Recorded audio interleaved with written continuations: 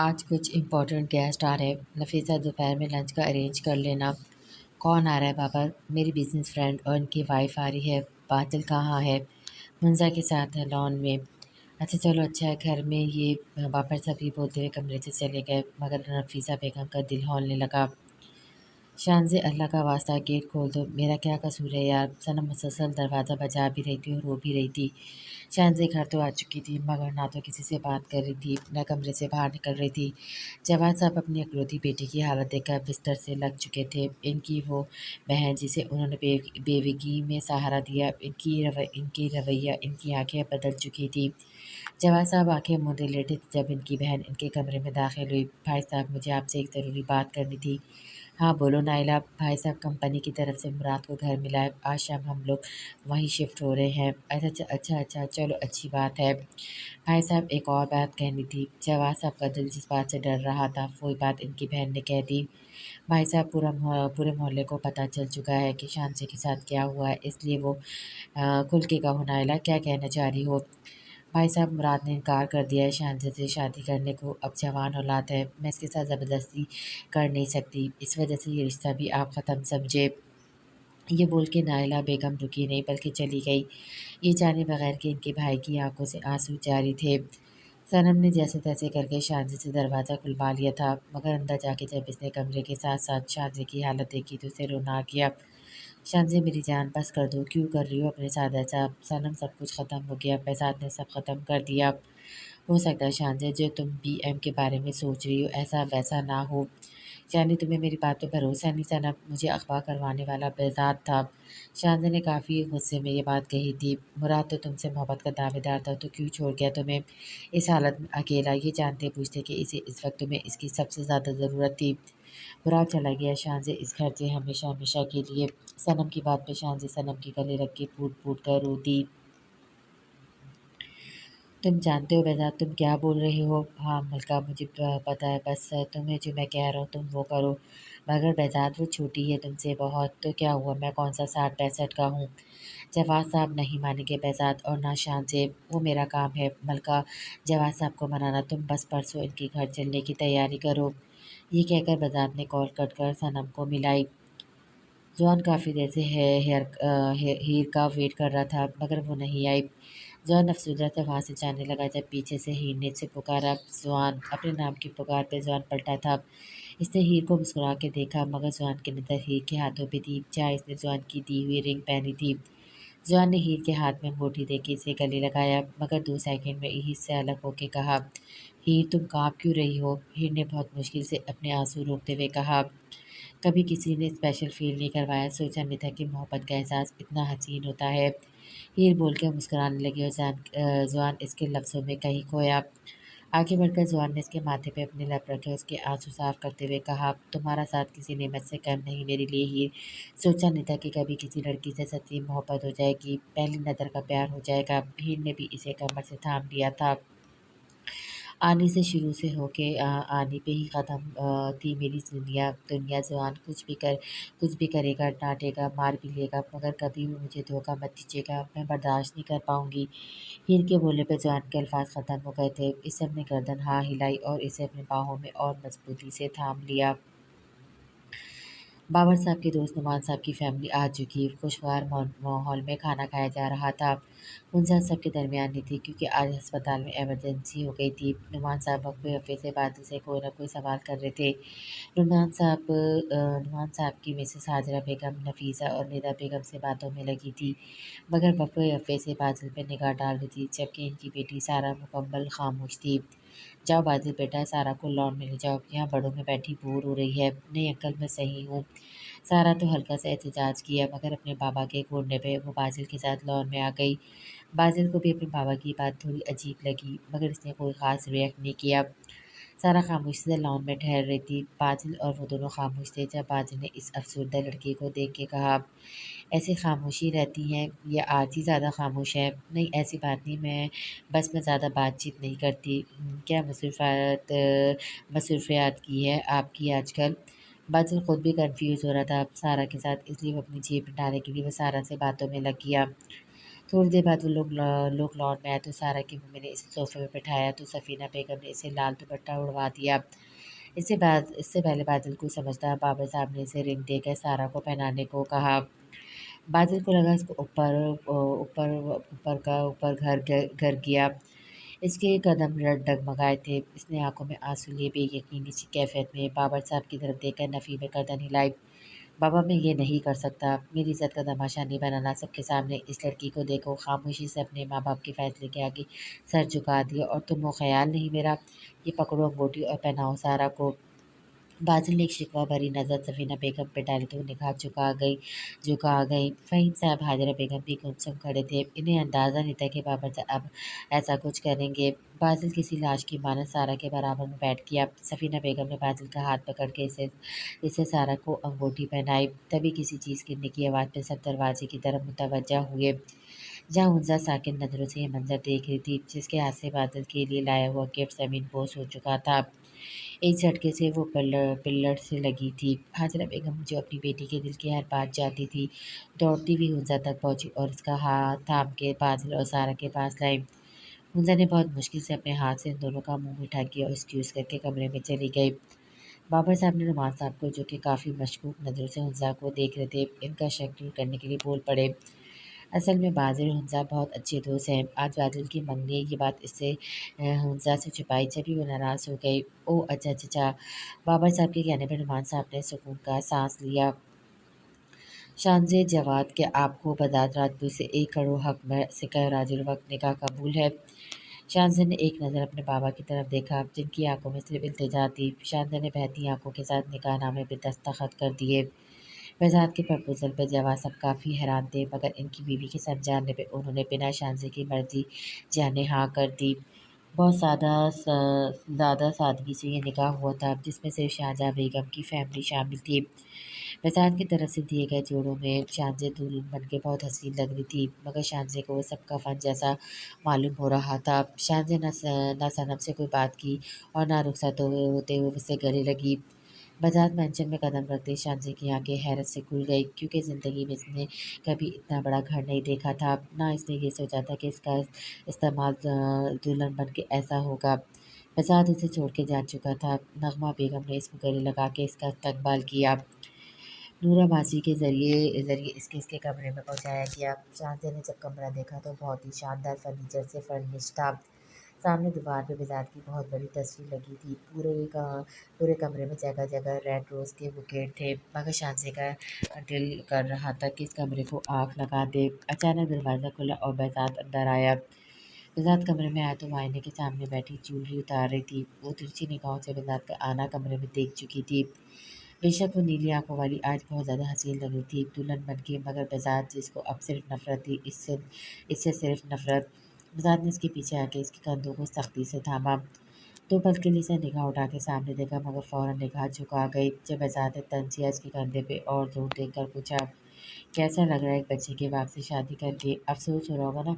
बहुत शर्म आ रही होगी। कहाँ तुम, कहाँ मैं, अब कैसे बताओगी सबको कि तुम्हारी शादी 32 साल के मर्द से हो गई, जो कि एक बच्चे का बाप है। बज़ात की बात सुन के वो मुस्कुरा के खड़ी और उसके रूबरू आके कहा, मुझे क्यों अफ़सोस होगा भाई, मुझसे तो अपने धोखे से आपने शादी करी है। ये बोल के शांति जाने लगी, जब जाते जाते मुड़ के कहा, हाँ मगर आपको शर्म ना आए, जबकि आपके रिलेटिव आपके दोस्त आपसे पूछेंगे इतनी कम उम्र लड़की से शादी क्यों करी। ये बोल के वो बज़ात की आग लगा चुकी थी। जाने के लिए मुड़ी जब इसके बाल बज़ात की मुट्ठी में थे। बजात की मुट्ठी में शानजी के बाल थे, मगर इसने फिर भी बजात से कहा, मत सोचिएगा कि आप मुझ पर जुल्म से तंग करेंगे तो मैं सहती रहूँगी। मेरे माँ बाप ने भले मजबूरी में आपसे शादी करी, मगर मैं मजबूर नहीं हूँ। छोड़े मुझे, आप एक नंबर के घटिया इंसान हैं, जिसने सिर्फ मुझसे जिस्मानी दिलचस्पी रखते हुए मेरी ज़िंदगी बर्बाद कर दी। बजात बहुत गौर से शानजी का चेहरा देख रहा था। ज़्यादा तकलीफ के आसार वाज़ेह नज़र आ रहे थे, मगर फिर भी इसकी हिम्मत काबिल-ए-दीद थी। ये बात बहुत पहले बजात एक्सेप्ट कर चुका था कि शानजी जवाद खूबसूरत है। बजात ने बहुत आराम से उसके बाल छोड़ दिए, मगर इसे खुद से दूर जाने नहीं दिया। बजात की हरी आँखों में गुस्से के साथ साथ शानजी को कुछ और भी महसूस हुआ। इसने बजात से अपने आप को छुड़वाने की भरपूर कोशिश की, मगर वो दियो जैसा शख्स शानजी जितना इससे खुद को छुड़वाने की कोशिश करती, बजात इसे अपनी बाहों में इतना ही करीब करता। फ़िज़ूल में अपनी एनर्जी वेस्ट कर रही हो, थान-पान सी हो, जितनी अकड़ मुझे दिखाओगी इतना ही नुकसान उठाओगी। आपसे शादी करके मुझे कौन-सी शहज़ादी वाली फ़ीलिंग आ रही है, छोड़े मुझे। शान से एक बात याद रखना, जो औरत मर्द को अकड़ दिखाती है, ख़ासकर इसे जो इसका महरम हो, तो यकीन जानो अपना ही नुकसान करती है और नुकसान भी वो जिसकी भरपाई वो सारी ज़िंदगी नहीं कर पाती। बज़ात ने इसके कमरे पर अपने मजबूत हाथ रख के इसे खुद से और करीब किया। अब ये आलम था कि बज़ात की हरी आँखें शानज़ी के समंदर जैसी नीली आँखों में गड़ी थी। आप मेरा और कितना नुकसान करेंगे बज़ात? शानज़ी ये बोल के रो पड़ी। 1 मिनट के अंदर शानज़ी, अगर तुमने अपने आँसू नहीं रोके तो फिर तुम मुझे नहीं रोक सकोगी आज की रात। ज़हर लगती है मुझे तुम्हारे ये आँखें आँसुओं के साथ। बज़ात के कहने पे शानज़ी ने अपने दोनों हाथ एक बार फिर इसके सीने पर रख कर इससे दूर होने की कोशिश करी और कहा, मेरी आँखों में आँसू की वजह सिर्फ़ आप हैं। आपको मेरे आँसू ज़हर लगते और मुझे आप। ज़हर लगो ये शहद, अब तो तुम्हारा नसीब हुआ। मैं अपना नसीब बदल लूँगी। शांति की बात सुन के बज़ात के लब मुस्कुराए और उसने कहा, जो शख़्स बज़ात के नसीब में इसके रब ने लिख दी है, वो इससे सिर्फ़ मौत ही छीन सकती है। मेरे नसीब में मेरे अल्लाह ने तुम्हें लिखा है। इतने छोटे से दिमाग में सोच मत लाना कि अपना नसीब तुम बदल लोगी। इससे पहले शाम से एक बार फिर से जुदा होने की कोशिश करती, प्रसाद ने इसका चेहरा थामा और उसके लबों पे अपने लब रख दिए। शामज़ी को लगा इसके लबों पे किसी ने दहकता हुआ कोयला रख दिया और वो दाएं-बाएं अपनी गर्दन हिलाने लगी। इसकी आंखें ज़रूरत से ज़्यादा खुल चुकी थी। इसे लगा इसका सांस बंद हो जाएगा। अपनी प्यास बुझाने के बाद जब आज़ाद ने इसके लब छोड़े तो शामज़ी के लबों से खून रस रहा था। बज़ात ने अपने होठों पे लगा शानज़ी का खून साफ़ किया और उसके करीब आया। इसे करीब आता देखकर शानज़ी पीछे होने लगी। जब बज़ात ने इसे दोबारा अपने करीब करते हुए कहा, आइंदा अपने नसीब बदलने की सोच अपने दिमाग में लाने से पहले मेरे इस अमल को ज़रा याद कर लेना। अभी होठों से खून निकाला है, आगे न जाने कहाँ-कहाँ से निकले तुम्हारी सोच है। बज़ात ये बोल के कमरे से चला गया और शानज़ी अभी तक ये समझ नहीं पाई कि इसे बज़ात के रूम में किस गुनाह की सज़ा मिली है। रात के तकरीबन 3 बजे के करीब साइम का फ़ोन मोबाइल रिंग हुआ। साइम ने नींद में डूबी हुई आँखों से जब मोबाइल उठा के चेक किया तो सनम की कॉल आ रही थी। साइम ने कॉल रिसीव करी तो आगे से सनम ने कहा, साइम सो रहे थे? नहीं सनम, लूडो खेल रहा हूँ, आ जाओ तुम भी ज्वाइन कर लो। सनम के तबा साइम के तपा लहजा महसूस करके सनम का अफ़सोस हुआ कि इसने इस वक्त साइम को कॉल क्यों कर दी। नहीं, वो असल में आज मैं बहुत उदास और परेशान थी तो मैंने सोचा शायद तुम भी जाग रहे होगे तो इसलिए कॉल मिला दी। सनम ये क्या बोले जा रही हो यार, ये बताओ कॉल क्यों की है? वो मैं समझ रही थी कि मैं जाग रही हूँ तो तुम भी जाग रहे होगे। सनम कौन सी घटिया फ़िल्म का डायलॉग है ये? कौन सा तुमने फ़िज़ूल किस्म का नॉवल पढ़ा है तुमने? अगर परेशान हो या जाग रही हो तो किसी नफ़सियाती इंसान ने कहा है कि तुमसे कि मैं भी जाग रहा हूँगा। ये किस किस्म का लॉजिक लेके बैठ गई हो रात के 3 बजे? अल्लाह का वास्ता है सनम, खुद भी सो जाओ, मुझे भी सोने दो। ये कहकर साइम ने बिना सनम की बात से सुने कॉल कट कर दी। सनम की आंखों में साइम की बातें सुन के न जाने क्यों आंसू आ गए।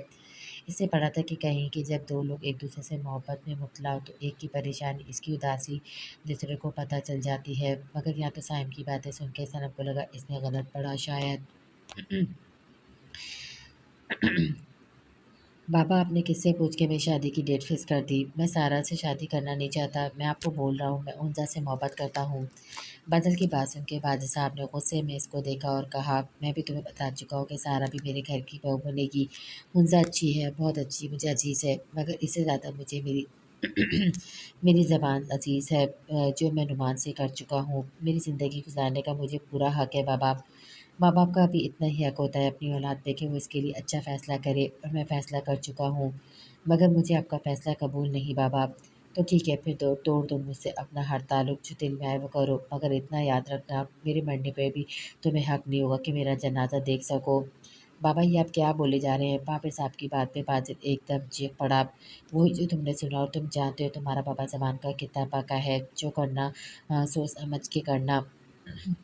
बाबर साहब की बात सुन के बादल गुस्से में कमरे से निकल गया और कमरे के बाहर दीवार के पीछे खड़ी हुंजा वहीं दीवार का सहारा लेकर बैठती चली गई।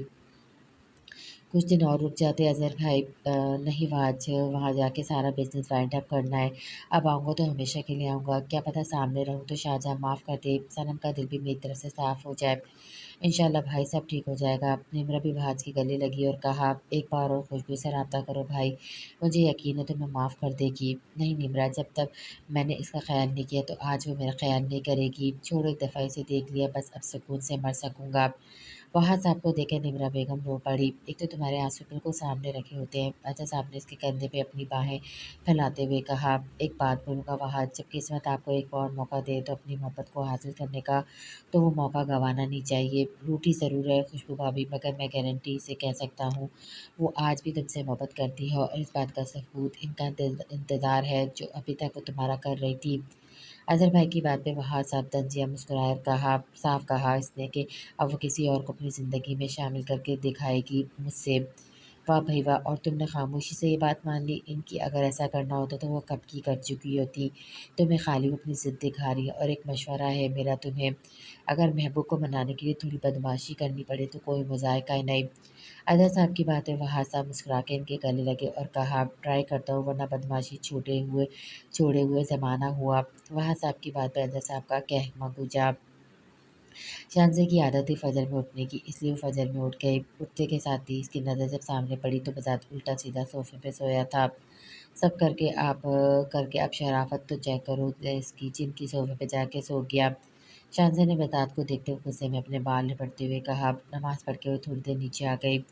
अचानक कुदरती तौर पे इसके कदम नगमा बेगम के कमरे की तरफ बढ़ गए। इसने आहिस्ता से इनके कमरे का दरवाज़ा नॉक किया। अंदर आने की इजाज़त पे शान से अंदर गई तो नगमा बेगम कुरान पढ़ रही थी। शान को देखकर एकदम खुश हो गई और उसे दुआएं देने लगी। नफ़रत इसे बेदाग से थी, इस घर के मकीनों से नहीं। इन बातों में शानज़े को टाइम का पता ही नहीं चला। वो इनसे इजाज़त लेकर अपने कमरे की तरफ जाने लगी, जब एक रूम के पास से गुजरते हुए इसे किसी बच्चे की रोने की आवाज़ आई। बच्चे की आवाज़ सुन के शानज़े को एकदम याद आया कि महज़ाद का एक बेटा भी था। शानज़े ने कमरे का दरवाज़ा जैसे ही खोला तो अंदर का नज़ारा देख कर चौंक गई। इस घर के मुलाजिम आशिका मुँह पकड़ के ज़बरदस्ती इसे दूध पिला रही थी। ये क्या कर रही हो तुम? मासी किसी की आवाज़ सुन के एकदम डर गए। ये दूध नहीं पी रहा इसलिए मैं इसे पिला रही थी। ये कौन सा तरीका है बच्चे को ट्रीट करने का? आप कौन हो और ऐसे कैसे मुझे टोक रही है? मैं गवर्नेंस हूँ आशिर की। मैं कौन हूँ ये तुम्हें अभी पता चल जाएगा, मगर तुम इसकी गवर्नेंस थी, हो नहीं। नीचे जाओ फ़ौरन, तुमसे मैं नीचे आके बात करती हूँ। शानज़े के गुस्से से कहने पे गवर्नेंस गुस्से में आशिर को घूरती हुई नीचे चली गई। आशिर शांति को पहचान चुका था, मगर वो बहुत डरा हुआ था। शांति उसके पास है, उसे अपने सीने से लगा लिया। ये पहली बार हुआ था जब आशिर को नगमा बेगम के अलावा किसी ने अपने सीने से लगाया था। शाहज़ाद ने आशिर का मुँह हाथ धुलवाया, उसका यूनिफ़ॉर्म चेंज करवाया। आशिर ये सारी कार्रवाई बहुत खामोशी से देख रहा था। जब शाहज़ाद इसके बाल बनाने लगी तब आशिर ने कहा, आप पापा की नई वाइफ़ हैं? हाँ, पापा की वाइफ़ भी और आपकी मम्मा भी। नहीं, मैं आपको मम्मा नहीं बोलूँगा। क्यों, मैं आपको पसंद नहीं आई? नहीं, अगर मैं आपको मम्मा बोलूँगा तो पापा आपको भी मार देंगे, जैसे मेरी मम्मा को मारा था। इतने छोटे बच्चे के मुँह से ऐसी बात सुन के शानज़ी काफ़ी शॉक्ड हुई। वो आशिर के सामने घुटनों के बल बैठी और कहा, बेटा पापा के बारे में ऐसा नहीं बोलते। आपकी मम्मा ने कुछ करा होगा तभी पापा ने इन्हें मारा ना। मगर अशर इसे क्यों मारा? इसने तो कुछ नहीं करा था। ना आपको पता है ना, वो रोज़ाना मुझसे कहता था मेरे पास आ जाओ, मैं भी चला जाऊँगा एक दिन पापा को छोड़ के।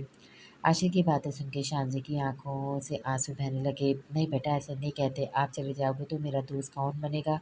आप मुझसे दोस्ती करेंगी? हाँ ना, आज से मैं आपकी मम्मा भी हूँ और दोस्त भी, और मेरा आपसे वादा है ना मुझे आपके बाबा कुछ कहेंगे ना आपको। मगर बाबा मुझसे प्यार नहीं करते। करते हैं, बिल्कुल करते हैं। कल रात ही उन्होंने मुझसे कहा कि आशिक़ तो मेरा शहज़ादा है, प्रिंस है, और शहज़ादा प्रिंस तो हम इसी को कहते हैं ना जिनसे हम मोहब्बत करते हैं। आप सच कह रही हैं बाबा ने ऐसा बोला? हाँ, बिल्कुल सच। अच्छा, अब आप आज से मुझे मामा बोलोगे। आपको जो भी बात करनी हो मम्मा से करोगे, प्रॉमिस? आशिर ने थोड़ी देर शानज़ी के फैले हुए हाथ को देखा और फिर मुस्कुराते हुए शानज़ी के हाथ पे अपना हाथ रखने बजाय शानज़ी के गले लग गया। शानज़ी ने उसे गोद में उठाया जैसे न जाने कितने बच्चों की अम्मा हो। आशिर की एक टाँग शानज़ी की कमर के इस तरफ, दूसरी इस तरफ। अब नीचे चल के नाश्ता करते हैं और तुम्हारी इस गवर्नर को बताते हैं कि मैं हूँ कौन। शानज़ी से लेकर नीचे उतरी और उनके पीछे इनकी बातें सुनने वाला मिजाज जो उठने के बाद रोज़ाना आशिर के रूम में आता था, आज पहली बार दिल खोल के मुस्कुराया और कहा, चलो हम भी नीचे चल के देखते हैं कि पटाखा है कौन।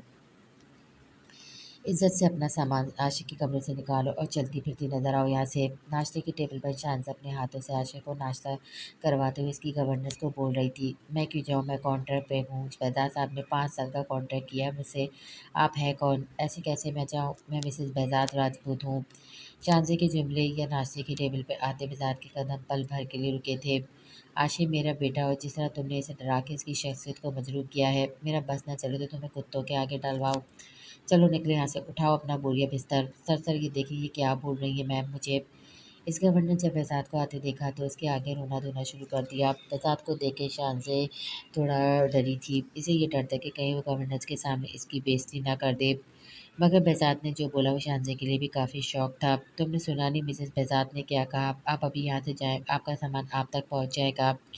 मगर सर इससे पहले गवर्नर कुछ और बोलते, बेसात ने एकदम गुस्से में धाड़ा। इसकी धाड़ सुन के जहाँ गवर्नर डरी थी वही शानजे ने भी अपनी आंखें बंद करके खोली थी। गार्ड्स गार्ड्स जी सर। बेसात की एक पुकार पे गार्ड्स इनकी तरह नमूदार हुए। इन्हें हिफाजत के साथ जहाँ ये कहे इन्हें छोड़ कर आओ। गवर्नर फ़ौरन से भी पहले वहाँ से चली गई। इसके जाते ही बेसात ने जिन निगाहों से शानज़े को देखा था वो निगाह झुका गई थी। मम्मा आप मुझे स्कूल छोड़ने जाएंगी? आशय का शानज़े को मम्मा कहने पे बेसात के दिल को एक सुकून सा मिला था। हाँ मेरी जान मैं चलूँगी, आप जल्दी से नाश्ता फिनिश करो, मैं चेंज कर आती हूँ। शानज़ी ही बोल के ऊपर कमरे में चली गई। आशय नाश्ते में मसरूफ़ है तो बेसात भी अपने कमरे की तरफ किया। शानज़ी चेंज करके बाहर आई तो बेज़ात कोट पहन रहा था। जब शानज़ी ने इसके सामने आके कहने लगी, मैं कौन सी गाड़ी लेकर जाऊँ? शानज़ी ने इतने प्यार से कहने पर बेज़ात ने हैरानकुन नज़रों से उसे देखा और कहा, इतनी सीधी तुम हो नहीं जितनी बन रही हो। बेज़ात की बात पे शानज़ी को पतंगे लग गए और उसने चिढ़कर कहा, क्यों मैंने क्या डकैतियाँ मारी हुई है या फिर आते जाते लड़कों को सीटियाँ मार के अपनी तरफ मुखातिब करती हूँ जो आप मुझे सीधी ना होने का ताना दे रहे हैं। रहने दे मैं चली जाऊँगी खुद ही। ये बोल के शांति जैसे जाने के लिए बढ़ी तो उसकी कलाई बेसात के हाथ में थी। इसने झटके से इसकी तरफ खींचा फिर हरी और नीली आंखों का तदादम हुआ। मिसेस बेसात राजपूत होने का दावा कर रही हो और फिर भी कोई काम करने की इजाज़त तलब कर रही हो। जिस गाड़ी में जाने का दिल करे वो गाड़ी ले जाओ। ये बोलते बेसात ने शांति के माथे में अपने लब रखे और चला गया। बेसात के जाने के बाद शांति ने अपने दिल पे हाथ रखकर कहा, ये ड्यू इतनी जल्दी सुधर कैसे गया?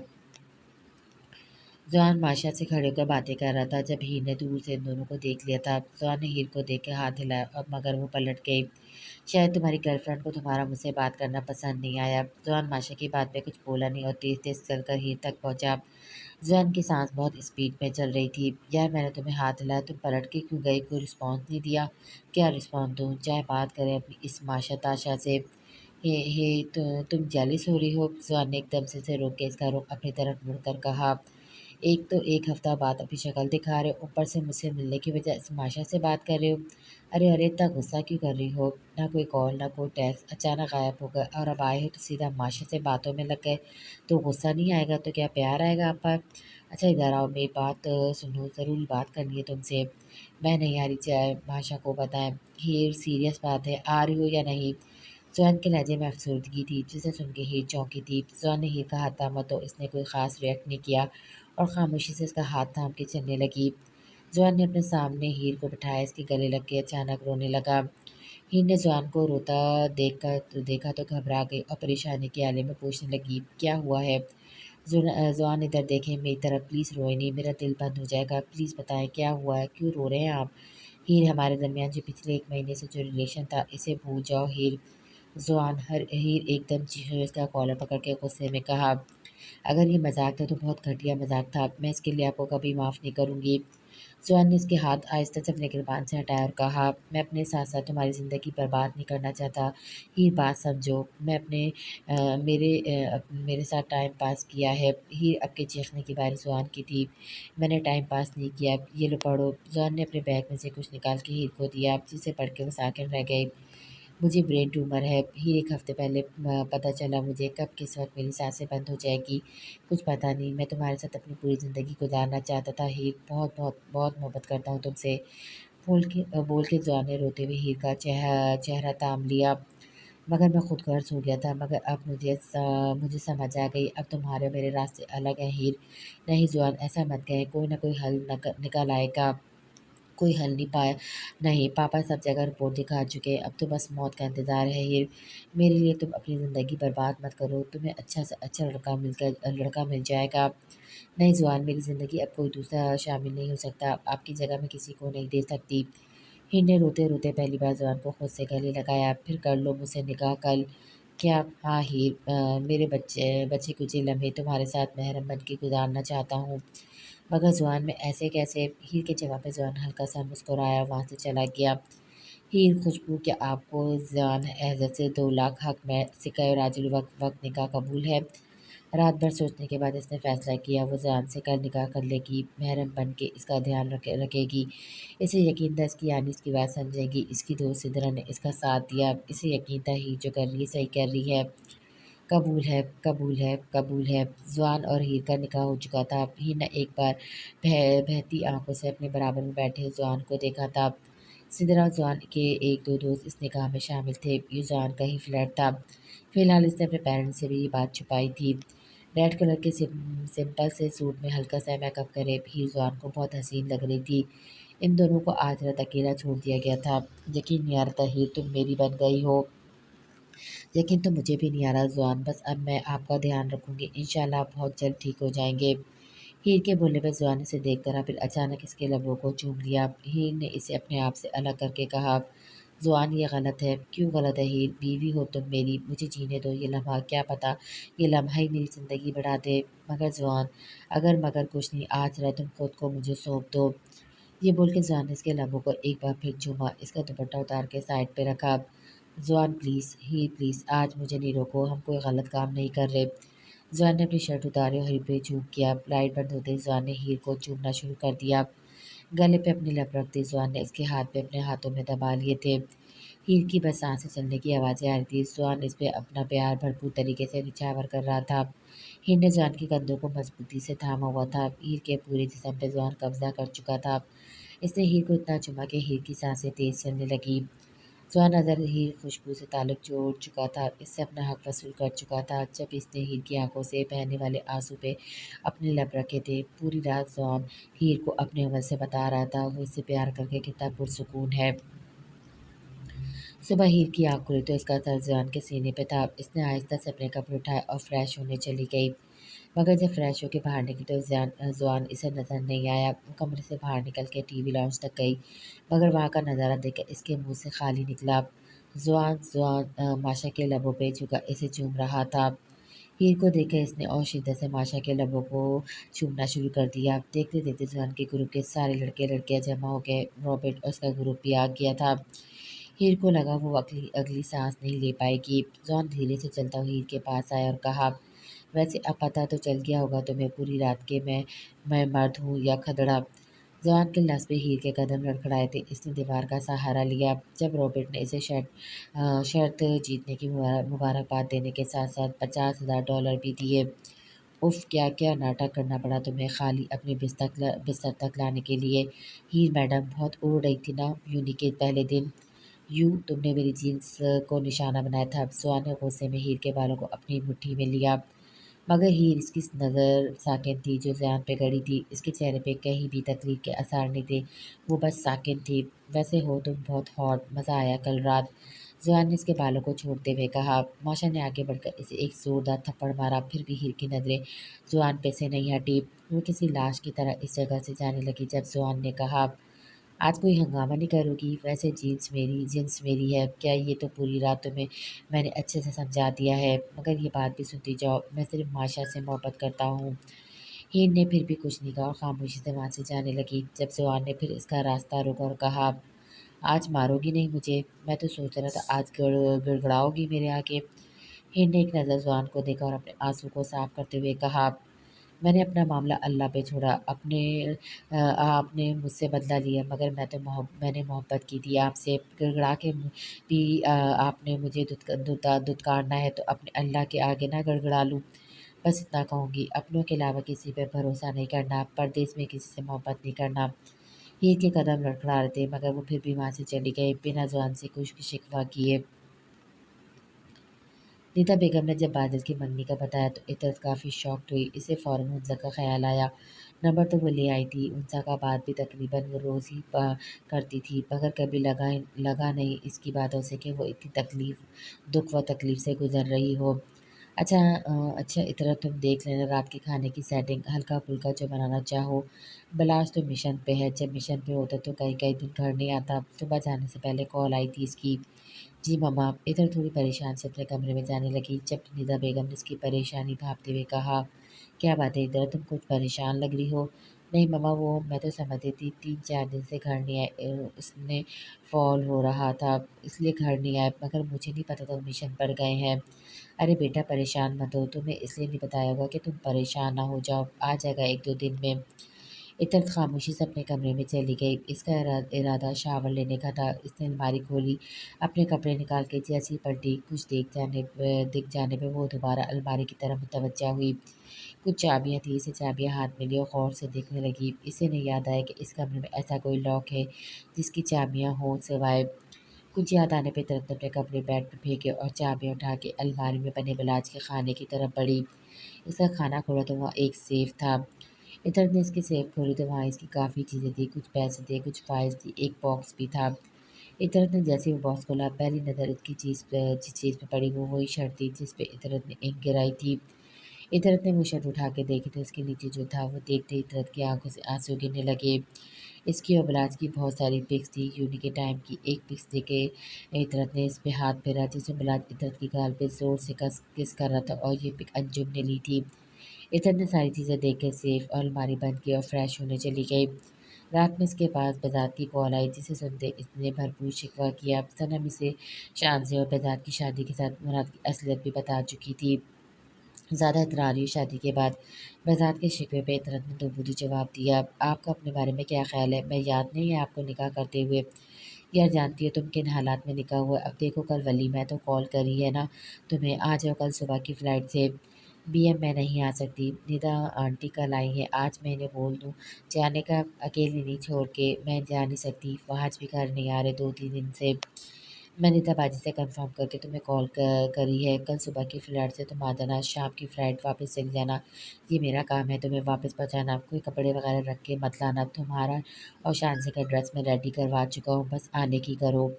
रहा सवाल बराज का, इससे तुम पूछ लो, और इतना तो मुझे पता है मना करेगा नहीं, पहली मोहब्बत जो ठहरी हो तुम। बरसात की बात पे दर्द के हाथ से मोबाइल छूटते-छूटते बचा। पीएम आप मतलब जो लोग मुझे जान से ज़्यादा अज़ीज़ होते हैं, इनकी मैं पल-पल की खबर रखता हूँ। मुझे सब पता है इतरत, बलाज और तुम एक-दूसरे को जानते भी हो पहले से और मोहब्बत भी करते हो। तो पीएम आप ये भी जानते होंगे कि हमारा राब्ता ख़त्म हो चुका है। हाँ, जानता हूँ और ख़त्म होने की वजह भी, मगर मैं इस मामले में बलाज की साइड लूँगा। इसकी जगह अगर मैं होता, तो मेरा रिएक्शन इससे भी ज़्यादा ख़तरनाक होता, बल्कि एक रिएक्शन तुम जानती हो मेरा। कि किस्मत वाले हो तुम दोनों जो अल्लाह तुम पर दोबारा मेहरबान हुआ है। लड़ाई झगड़े में ये पल ज़ाया मत करो, जो हुआ है इसे भूल के आगे बढ़ने की करो। बलाज की जो जॉब है इधरत, इसमें ज़िंदगी की कोई गारंटी नहीं, और मैंने सुना है पहले तो वो मिशन पे जाता था मगर निदाबाजी की वजह से कम जाता था, मगर आजकल वो जिस मिशन पे वो इसने जानबूझ के लिया है, और सुनने में आया कि मिशन काफ़ी ख़तरनाक है।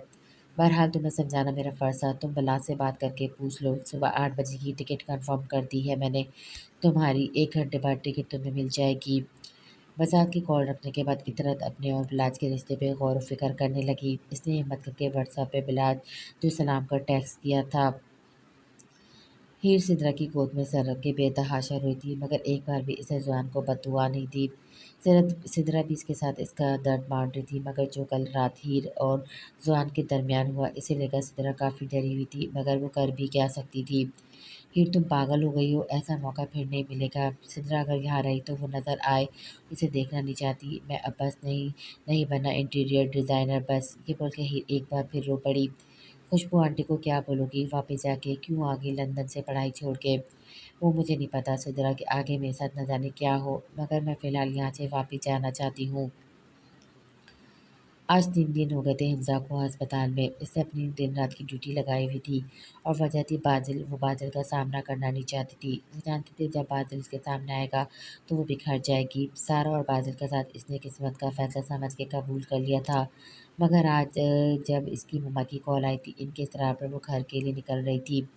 वो निकलने लगी जब डॉक्टर हारून ने इससे टकराव हो गया। शोक संजय डॉक्टर हारून जो पूरे अस्पताल की जान थे।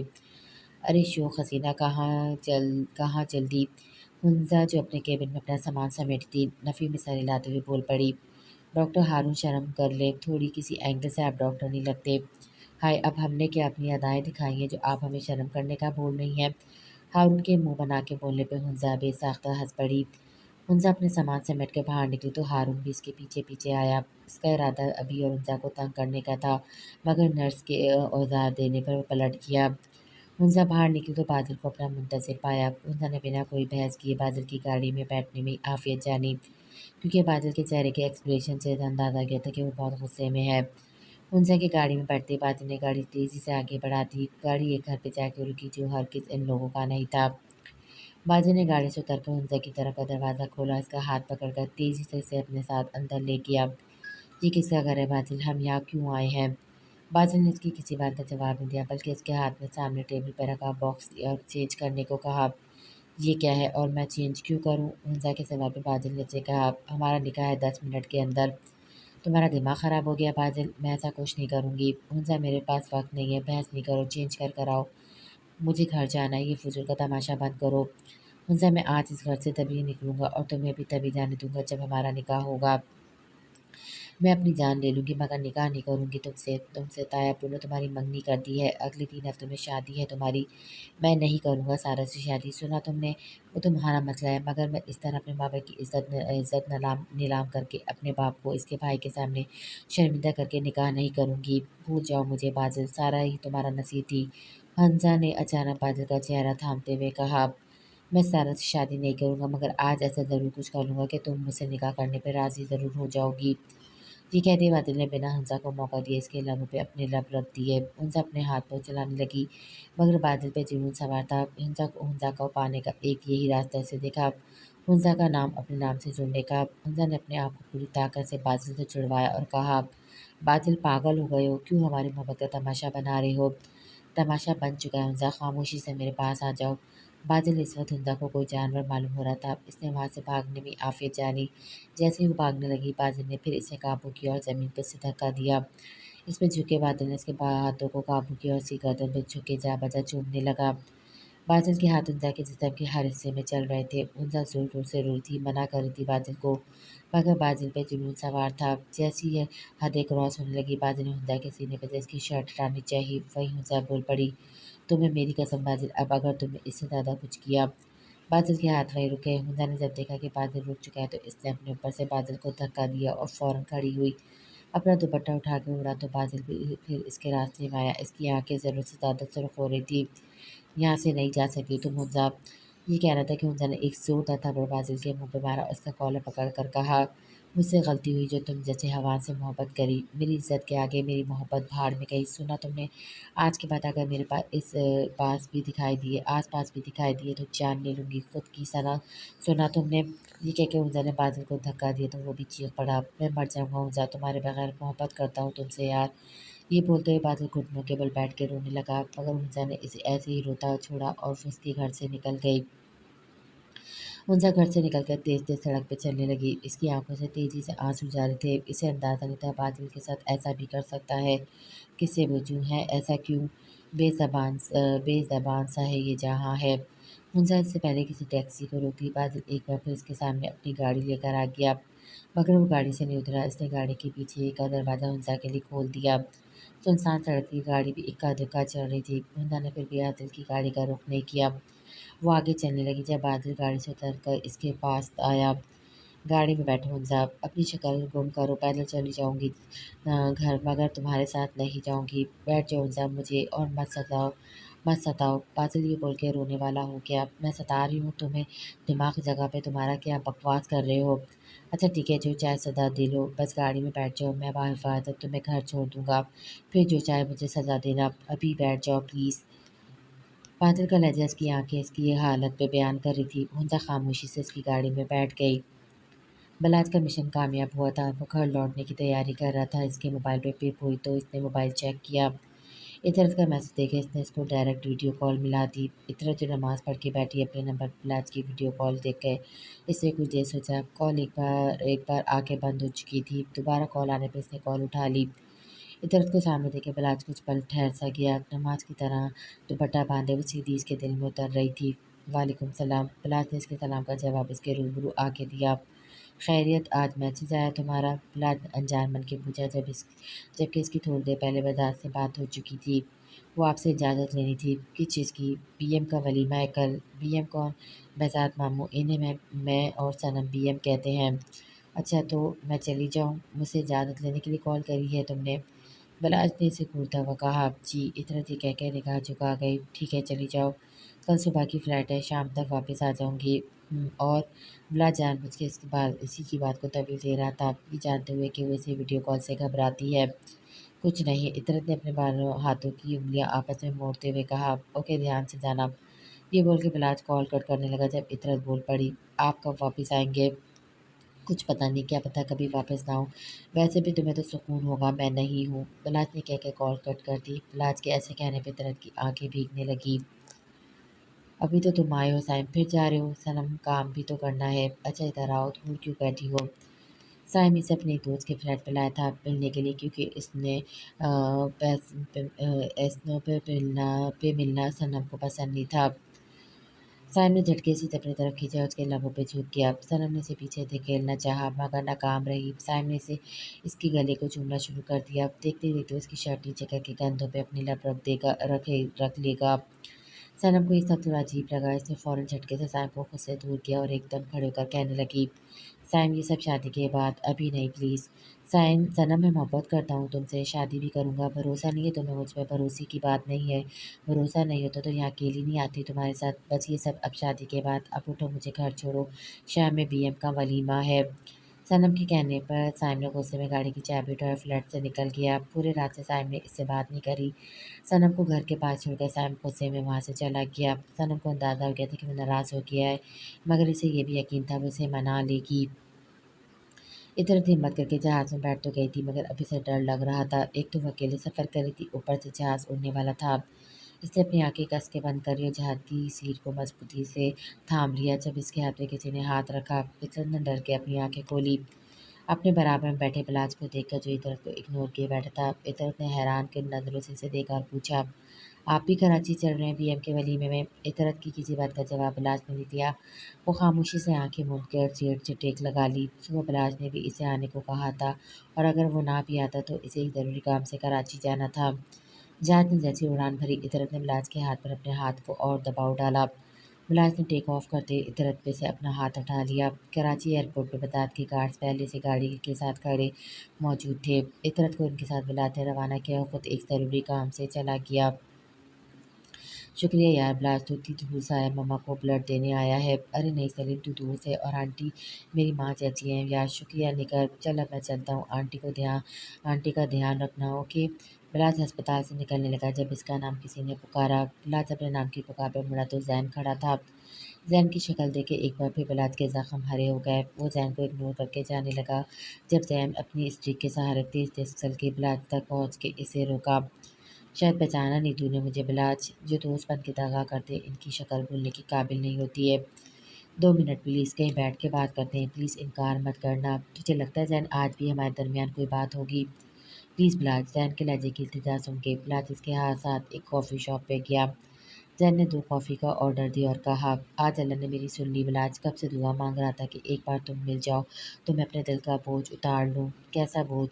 बिलाज एक तरफ बेकसूर है, इसकी कोई गलती नहीं थी। इसलिए जैन इतरत के बारे में हम बात ना करें तो बेहतर है। बिलाज ने गुस्से में टेबल पर हाथ मारते हुए कहा, नहीं बिलाज, अल्लाह ने मुझे किसी मासूम की मजबूरी का फ़ायदा उठाने की सज़ा दी है, और मैं नहीं चाहता मैं सारी ज़िंदगी अपने ज़मीर की अदालत में मुजरिम बना खड़ा रहूँ।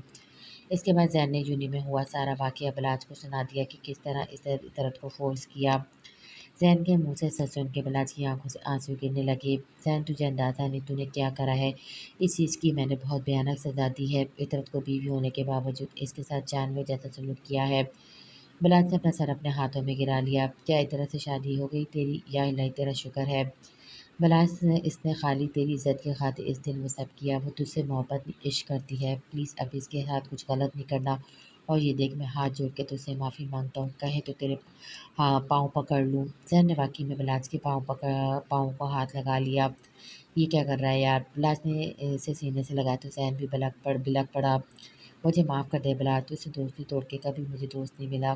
देख, किसी के साथ गलत करने की अल्लाह ने ऐसी सज़ा दी कि एक एक्सीडेंट ने मुझसे मेरा बच्चा, मेरी बीवी को ले लिया। मैं अपाहिज हो गया। ज़ैन, मैंने तुझे माफ़ किया ज़ैन, मगर तुझे इतरत से भी माफ़ी माँगनी चाहिए। कहाँ है इतरत? ले चल, मैं माफ़ी माँग लूँगा इससे।